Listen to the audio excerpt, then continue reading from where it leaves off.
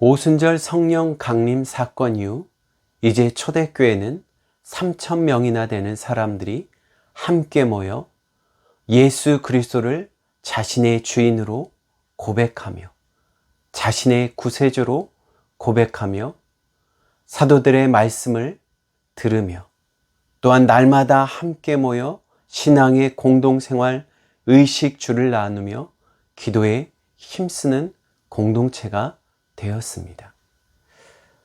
언젠가 말씀드린 것처럼 당시 예수님을 믿는다는 것은 자신의 유대 공동체 그리고 자신의 가족을 떠나는 일이며 또한 자신의 친구를 떠나는 사건이 되었습니다. 그러므로 예수님을 믿는다는 것은 자신의 전반적인 모든 삶의 영역을 그야말로 아브라함처럼 내 친척과 고향을 떠나는 혁신적인 개인의 삶에 놀라운 변화와 결단을 갖는 사건이었습니다. 오늘날 교회에 대해서 돌아보았을 때 우리의 신앙의 모습과 많이 다르지 않나 돌아보아야 될 것입니다. 너무 쉽게 교회를 선택하거나 선택한 교회를 쉽게 떠나며 교회 내 형제자매로 맺어져 있지만 그 형제자매에게 쉽게 상처를 줄 뿐만 아니라 형제를 떠나는 모습. 초대교회의 모습을 통해서 우리는 다시 한번 누구의 신앙, 우리 형제자매의 신앙을 따질 것뿐만 아니라 그것에 대한 고민뿐만 아니라 자신의 신앙의 모습에 대해서 돌아보아야 될 것입니다.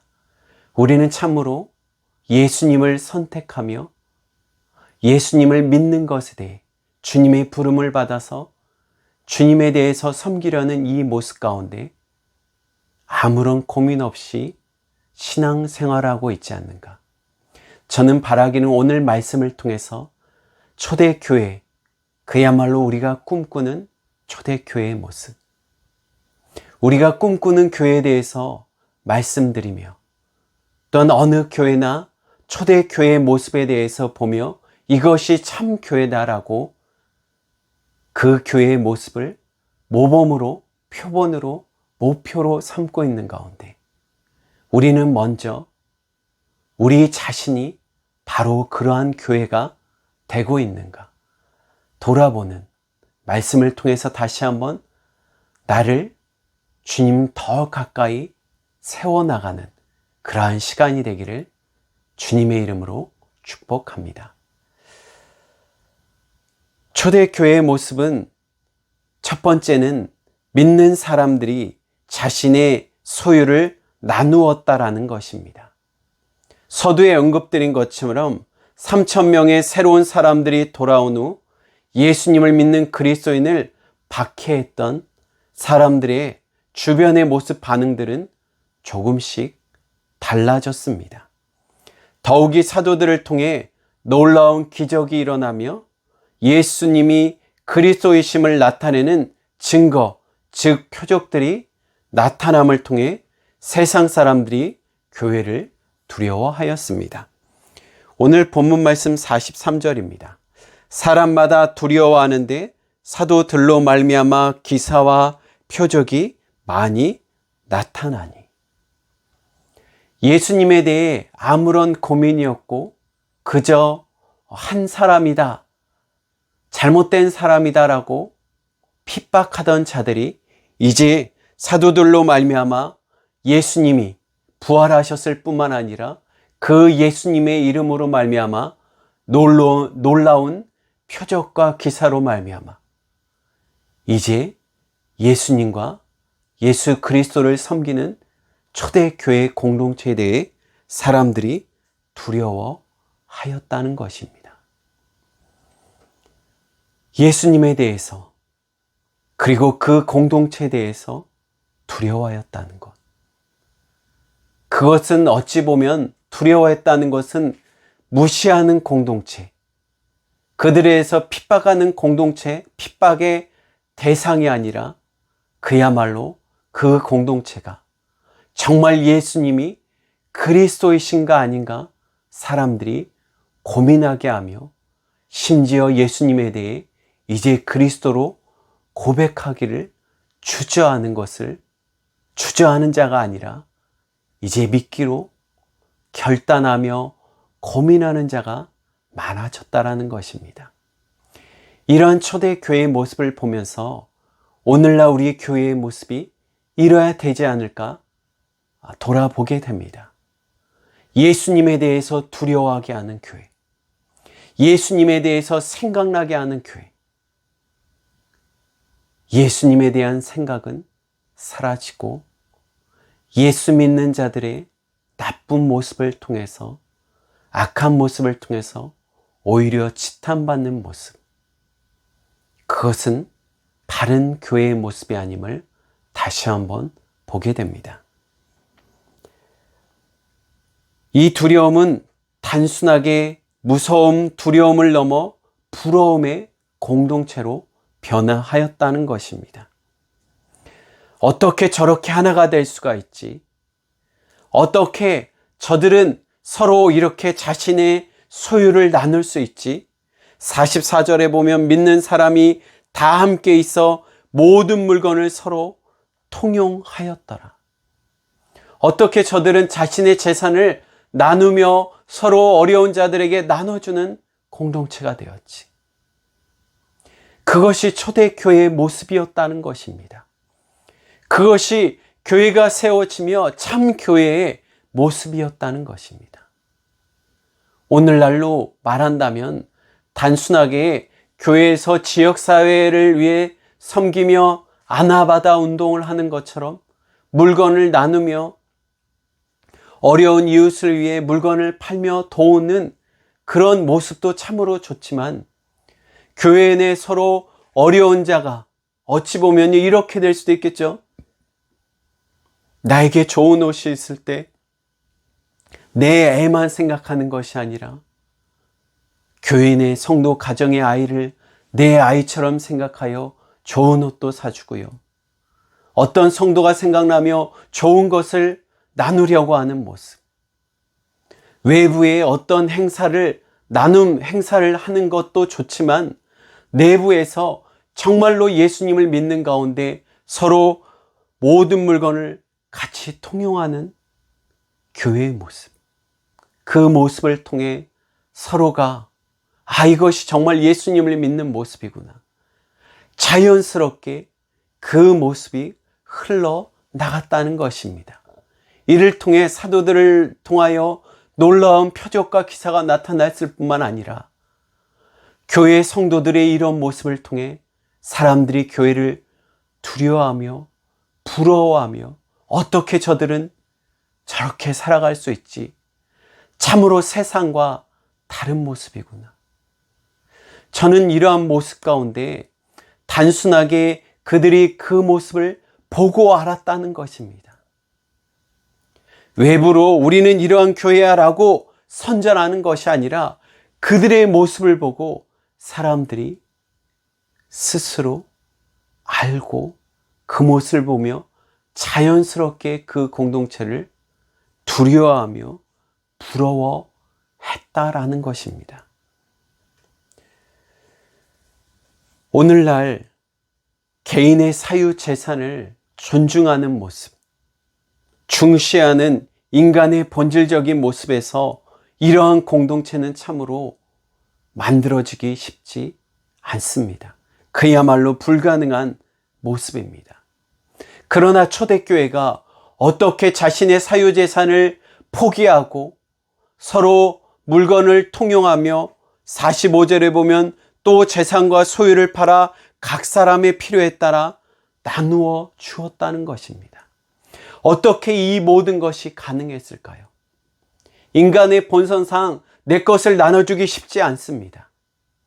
솔직히 얘기해서요, 교회 내에서도 내 것에 대해 자랑하게 되고요, 내가 어떤 성공에 대해 자랑하며 오히려 어려운 이웃에 대해서 도울 수 있는 것이 없고요, 내가 어려운 것에 대해 감추는 상황이 있고, 내가 누군가의 도움받는 것에 부끄러워하는 모습이 솔직히 많습니다.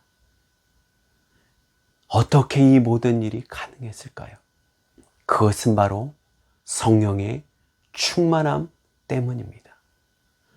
하나님께서 그 마음을 움직여 주시며 하나님께서 우리에게 성령 충만을 통해서 우리의 모든 이기적인 것을 내려놓고 섬기게 되는 모습으로 바뀌었다는 것입니다. 놀랍게도 그 섬김은 육신으로 섬길 뿐만 아니라 내 모든 것을, 내 물건까지, 내 재산까지, 내 모든 것까지 나눌 수 있는 자리로 변화하였다는 것입니다. 저는 이러한 모습을 통해 성령 충만한 공동체 되기를 축복합니다. 성령 충만할 때 가장 충만한 것은 무엇일까요? 설교를 통해서 이런 말씀을 전한다면 우리는 물건에 대해서, 물질에 대해서, 특히 돈에 대해서 이야기한다는 것에 터부시하며 금지하게 됩니다. 특별히 헌금에 대해서 강조할 때 우리는 저게 너무 이상한 거 아니야 라고 돈과 교회의 모습에 대해 우리는 거부감을 갖게 됩니다. 그러나 초대교회의 모습을 통해서 성령 충만하였을 때 그들이 자신의 재산을, 소유를 나누고 각 사람의 필요에 따라 나눌 뿐만 아니라 자기의 물건을 서로 사용할 수 있도록, 함께 공동 사용할 수 있도록 통용하였다는 것입니다.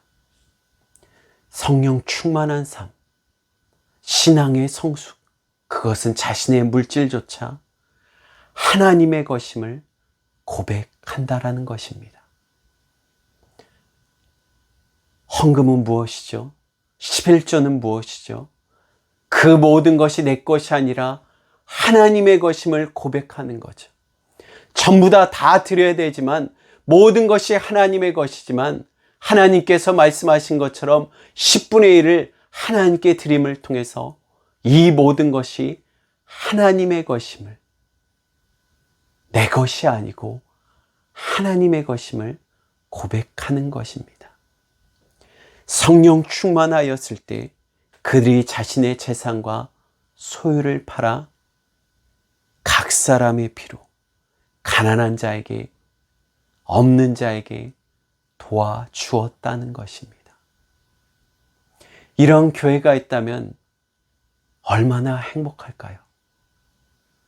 가난한 자, 부자가 있는 것이 아니라 서로 어려울 때, 저는 이런 모습도 한번 꿈꿨거든요.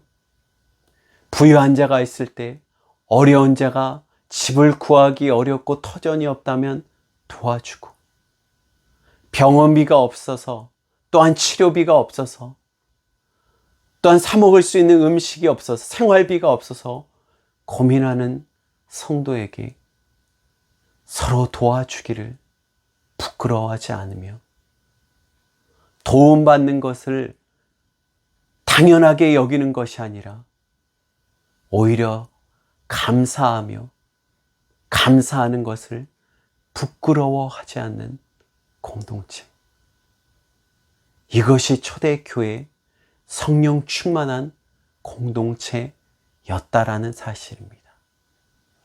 어찌 보면 우리에게 성령 충만함을 구하는 가장 큰 이유는 내 신앙이 뜨거우며 활기차기 위함인도 분명히 중요하지만요, 성령 충만함을 통해서 교회 내 참 섬김이 나타나며 교회 내 자신의 것을, 자신의 생활과 시간과 물질과 모든 것을 희생하며 섬기도록 내어놓을 수 있는 것, 성령 충만한 공동체, 그것은 바로 예수 그리스도의 모습이죠.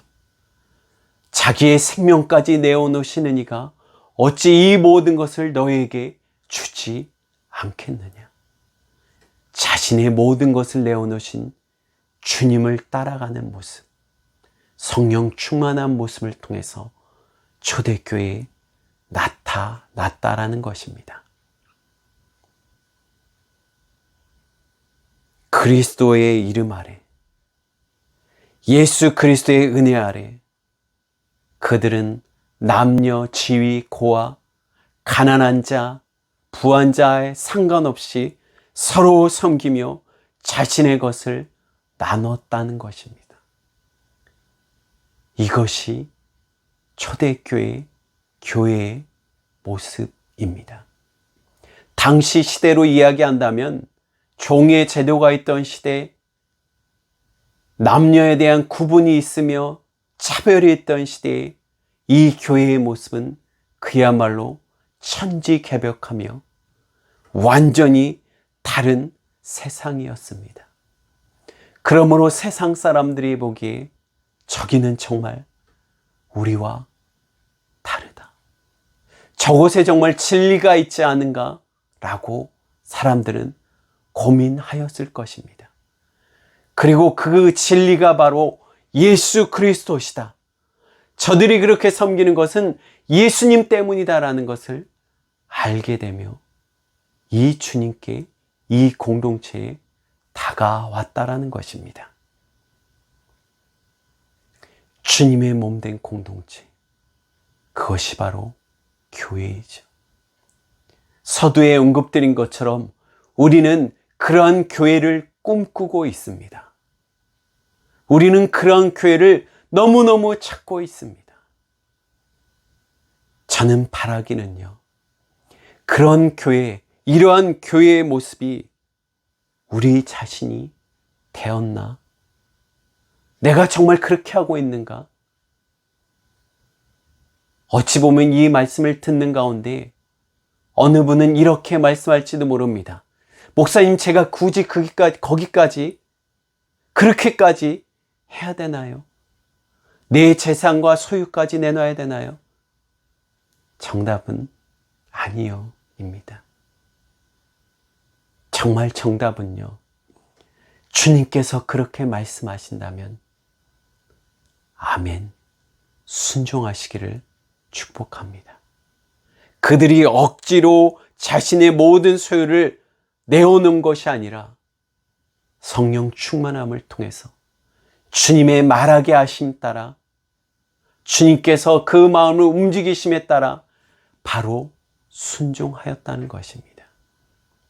어찌 보면 오늘날 우리의 가장 큰 어려움은 성령 충만한 가운데 주님 여기까지요, 주님 이거는 안 됩니다 라고 해서가 아닐까요? 내 마음에 이것까지 드려야 돼 라고 할 때 바로 순종하였다는 것입니다. 그 성령 충만의 순종이 어디까지요? 자신의 재산을, 자신의 45절 재산과 소유를 모두 팔아 각 사람의 필요에 따라 나누어 주는 데까지 갔다라는 것입니다.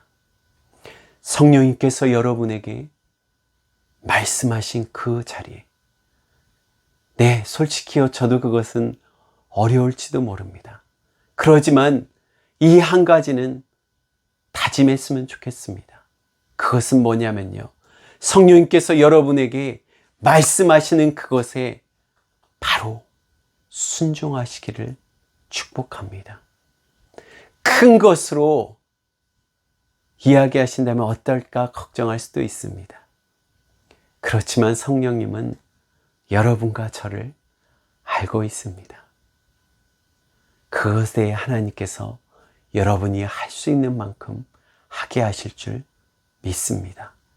그 성령님의 음성에 내 모든 것, 내 물질까지도 섬기는 데 드리는 자 되기를 축복합니다. 두 번째는요, 초대교회의 모습은 이러한 초대교회 공동체의 역사가 계속될 수 있으며 있었던 근원은, 그 원인은 바로 이것이었습니다. 46절, 날마다 마음을 같이하여 성전에 모이기를 힘쓰고 집에서 떡을 떼며 기쁨과 순전한 마음으로 음식을 먹고. 그들이 이렇게 한마음 되어 모일 수 있는 것은 성령 충만함 때문이죠. 그 성령 충만함을 날마다 더하게 한 것은 바로 날마다 마음을 같이하여 성전에 모이기를 힘썼다는 것입니다. 성전에 모이기를 힘쓰다. 우리는 히브리서 10장 28절 말씀을 통해서 모임에 대해서 얼마나 중요한지를 분명히 말씀하고 있음을 보게 됩니다. 히브리서 10장 25절입니다. 모이기를 패하는 어떤 사람들의 습관과 같이 하지 말고 오직 권하여 그날이 가까움을 볼수록 더욱 그리 하자. 모이기를 힘쓴다. 오늘날 모이기를 힘쓰라. 코로나19 시대에 우리는 이 모이기를 힘쓰라라는 말씀에 그것은 물리적으로 모이며 함께 모이는 것으로 우리는 거기에만 집중하여서 해석하였습니다. 어찌 보면 이것에 대한 말씀이 가장 많이 고민된 시대가 바로 이 코로나 시대일 것입니다. 교회는 과연 어떻게 모여야 되는가? 그래서 모이기를 힘쓰는 가운데 이것에 대해 방해하는 국가에 대해서 대적하게 하는 교회도 있었을 것이고, 오히려 사랑의 관점에서 모이기를 잠깐 쉬는 교회도 있었습니다.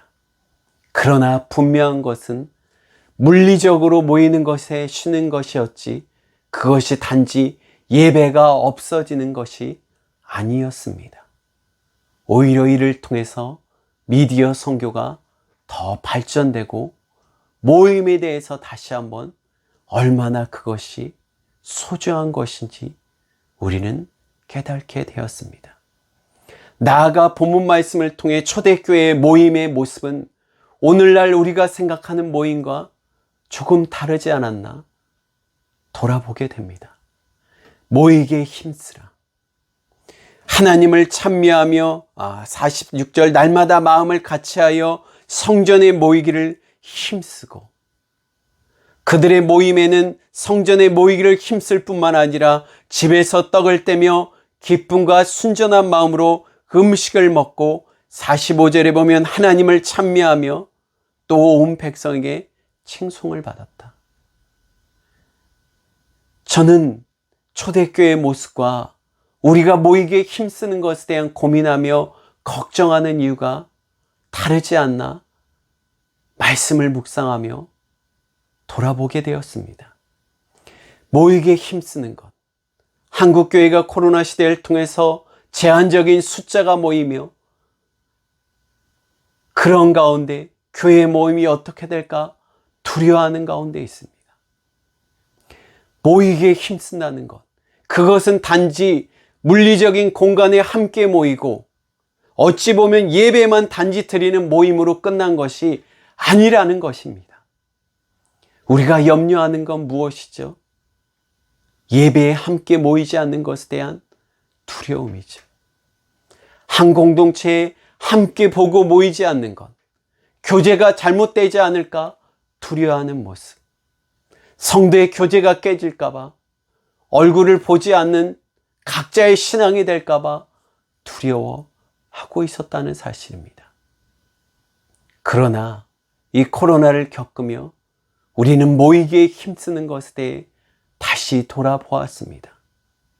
단지 예배로만 모이는 것은 모이기에 힘쓰는 모습이 아닙니다.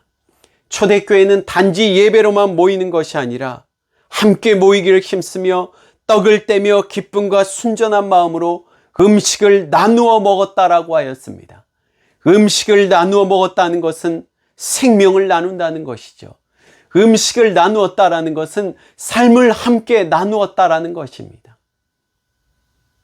당시 시대를 그대로 생각한다면 음식을 먹는다는 것은 하루 음식을 먹는 그 존재만으로 너무너무 힘든 사회였죠. 음식을 먹기 위해서, 먹고 살기 위해서 힘쓰며 그 음식을 먹으며 함께 감사 기도하며 하루를 나눈다는 것, 이것은 삶을 함께 나누는 모습이었다는 것입니다. 단지 음식만 먹고 끝나는 것이 아니라 함께 예배하며 나눈다는 것, 이것을 오늘날로 적용한다면 말씀을 듣고 같이 식당에 가서 약식으로라도 식사를 같이 하며 나누는 것, 그것조차 하기 어려운 시대에 있었다는 것이죠. 약식으로 진행되는 모습, 완전히 나눌 수 없는 현대사회의 특징 가운데 잠깐이라도 같이 모일 수 있는 것, 식사를 같이 하는 것, 또한 이것이 사람이 많아지며 구역으로, 셀로, 목장으로 모여 같이 나누게 하려는 모습도 이 초대교회의 모습일 것입니다. 단지 예배로만 모이는 모습, 어떻게 보면 겉으로만 모이는 모습이었지 않나 돌아보게 됩니다. 오늘날 우리의 모습이 그렇지 않나요? 단지 주일날만 잠깐 모여 예배하는 것. 일주일 동안 아무 상관이 없습니다. 아무런 연락이 없습니다. 겉으로만 모이기를 힘쓰는 공동체, 거기에 어떻게 진리의 말씀이, 진심이 드러나겠습니까? 진리의 말씀을 듣지만 진심이 드러나지 않는 교회, 진리의 말씀을 들으며 진심의 마음을 나누는 초대교회의 모습, 그것이 참 교회의 모습이라는 것입니다. 겉으로만 모이는 교회, 겉으로 보이는 예배만 중시하며 말씀만 듣고 흩어지는 교회의 모습이 아니라 함께 진리의 말씀을 듣고 진심으로 삶을 나누는 교회. 매일 날마다 같이 모여. 오늘날 이 모습이 힘든 이유는 무엇이죠? 삶이 분주하기 때문인가요? 성도들의 감정을 서로가 들킬까? 또한 이 감정을 들켜서 서로에게 안 좋은 입소문이 날까봐, 말거리가 될까봐, 그것 때문에 우리의 마음을 숨기고 있지 않나요? 그래서 형식적으로 나누고 있는 교회의 모습이 아닐까 돌아보게 됩니다. 저는 목회자로 저 역시 그렇게 하고 있지 않는가 말씀을 준비하며 저에게 그런 도전과 고민이 되었습니다. 우리 교회는 그렇지 않는가? 단지 말씀만 하고 진리의 말씀을 듣지만 진리의 마음이, 진심이 드러나지 않는 교회의 모습, 진심을 서로 나누지 않는 모습, 언젠가 말씀을 전한 것처럼 너희 죄를 서로 고하며 자신의 잘못된 것을 용서를 구하며 기도 제목을 나누며 서로 죄를 위해 고백하며 회개기도하는 교회의 모습, 그것이 참 교회의 모습이었다는 것이죠. 진리의 말씀을 들으며 진심을 나누려는 것, 삶을 같이 하려는 초대교회, 그것이 바로 참 교회의 모습이었다는 것입니다. 이러한 모습에 그들이 정말로 서로 진심을 나눈 가운데 어떻게 진리의 성령이신 하나님께서 그들과 날마다 동행하며 성령 충만하지 않게 하겠습니까? 진심으로 나누는 공동체 가운데 어찌 그 찬양이 거짓으로 드러내며 그 기도의 모습이, 예배의 모습이 어찌 거짓으로 숨기는 모습이 되겠습니까? 한 예로 누군가 어느 성도와 내가 말다툼하며 마음이 속상한 가운데 겉모습으로 아닌 척 숨기고 있을까요? 어린아이 신앙에 대해서 주님이 말씀하신 것처럼 천국은 어린아이와 같은 자가 것이다. 어린아이 같은 자의 것이다. 어린아이는 자신의 감정을 숨기지 않죠. 네, 그것이 오히려 부족해 보이며 미숙하게 보일 수도 있습니다. 그러나 그것이 솔직한 모습일 수도 있죠. 감정을 숨기며 거룩한 척하는, 겉만 모이기를 힘쓰는 공동체, 그것이 아니라 진심으로 내가 용서한 것에 대해, 용서할 것에 대해 용서를 구하며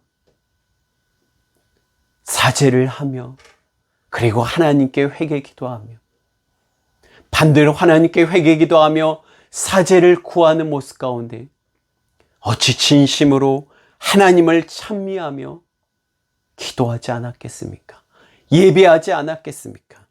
하나님을 찬미하며 또 온 백성의 칭송을 받는 모습이 드러나지 않겠습니까?